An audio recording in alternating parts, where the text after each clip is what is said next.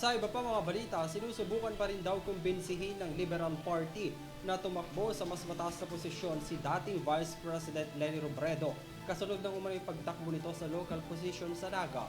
Sabi ni Albay 1st District Representative Edsel Lagman, irerespeto nila kung ano man ang magiging desisyon ng dating pangalawang Pangulo. Narito si Criza Lopez para sa detalye ng balita.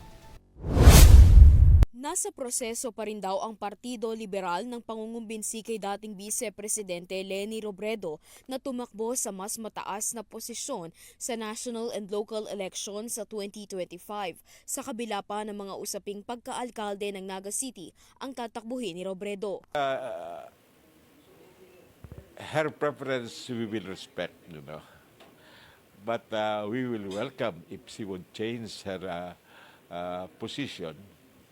But I think she is desirous really of running for a local position.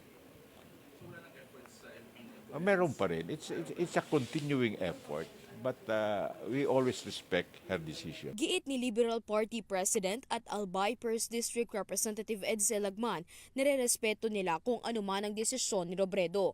Ngunit hiniling daw nila sa dating opisyal ng pamahalaan na maging aktibo ito sa national campaign.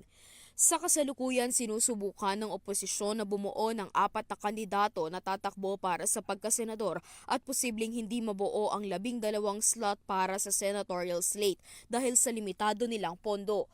Kasalukuyang bahagi ang LP ng koalisyon na kasama ang Magdalo at Katipunan ng Nagkakaisang Pilipino, samantalang ang Makabayan Bloc ay bubuo ng sariling senatorial slate para sa NLE 2025. Ayon pa kay Lagman, hindi pa nila mapapangalanan ang mga kandidato na tatakbo sa ilalim ng kanilang partido. We will discuss that in a proper meeting of the Liberal Party.